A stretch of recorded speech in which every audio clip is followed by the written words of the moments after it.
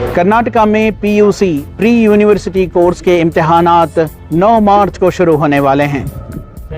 इस बीच उडुपी के एक सरकारी स्कूल्स की हिजाबी लड़कियों ने सुप्रीम कोर्ट का दरवाजा खटखटाया है और अपील की है कि उन्हें स्कार्फ पहनकर इम्तिहानात लिखने की इजाजत दी जाए। हालांकि सुप्रीम कोर्ट की जानिब से अर्जी को मंजूर कर लिया गया है, तारीख नहीं दी गई है। इस बीच कर्नाटका के वजीर बराए एजुकेशन बीसी नागेश ने कहा है कि पीयूसी के इम्तिहानात में लड़कियों को हिजाब पहनने की इजाज़त नहीं दी जाएगी। साथ में उन्होंने ये भी कहा कि जब से हिजाब पर पाबंदी लगाई गई है, स्कूल्स व कॉलेजेस में मुस्लिम लड़कियों के एडमिशन्स में इजाफा हुआ है।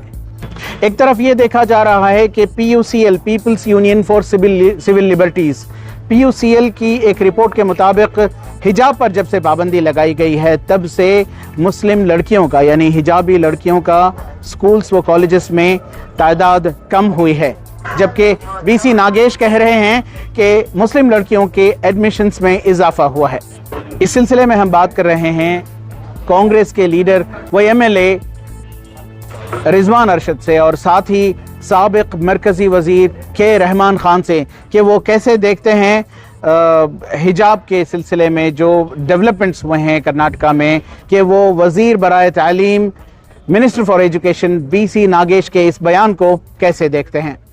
देखिए, नागेश और सारे बीजेपी के लीडर झूठ बोलते हैं।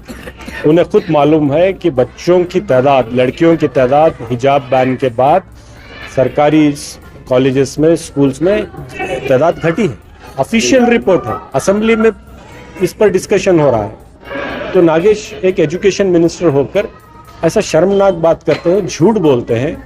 तो फिर ये हिजाब के बारे में इस तरह कहना कि जबकि सुप्रीम कोर्ट में पेंडिंग है हियरिंग कि अलो नहीं किया जाएगा एग्जाम में, ऐसे सख्ती से बोल रहे हैं। बीजेपी का काम ही सख्ती करना है, सख्ती बरतना है, समाज को तोड़ना है, समाज के हर हिस्से को जो तालीम हासिल करना चाहती है उसे तालीम से महरूम रखना है। हमारी बच्चियों को तालीम से महरूम रखने के लिए एक साजिश रची गई और बीजेपी उसके सामने पेश रही उस साजिश में, और आगे चलकर ये लोग चाहते हैं कि हमारी बच्चियां स्कूल तक ना पहुंचें। तो ये कितने दिन चलेगा? और एक उनका एक आध महीना मंत्री रहेंगे, उसके बाद इस सरकार को लोग उठाकर नीचे फेंकने वाले हैं। बीजेपी तो वापस नहीं आएगी कर्नाटक में, फिर आगे चलकर हम लोग आएंगे, इसको सही किया जाएगा।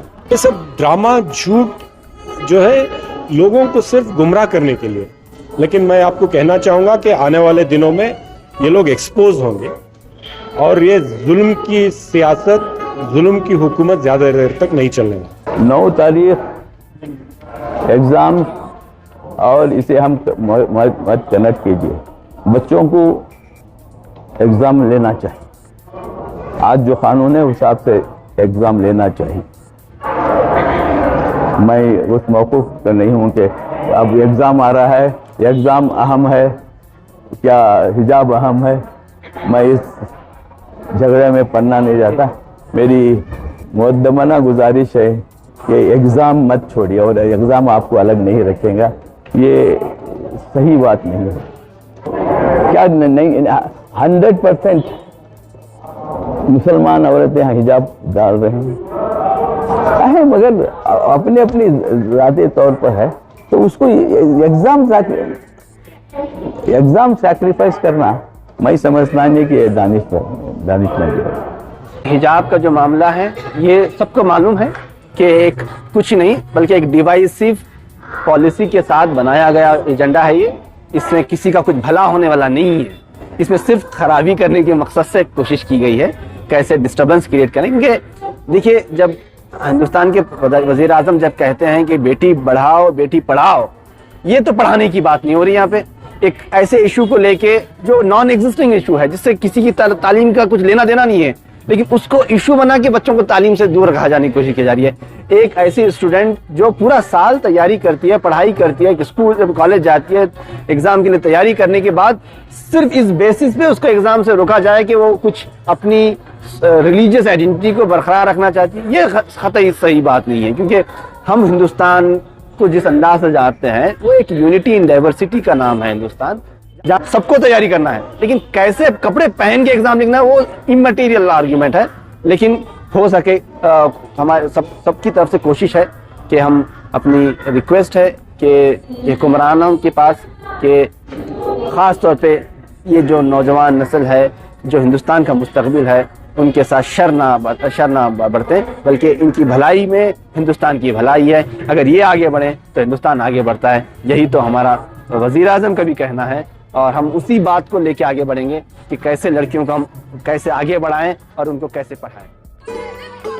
ईटीवी भारत के लिए बेंगलोर से रफीक जब्बार की रिपोर्ट।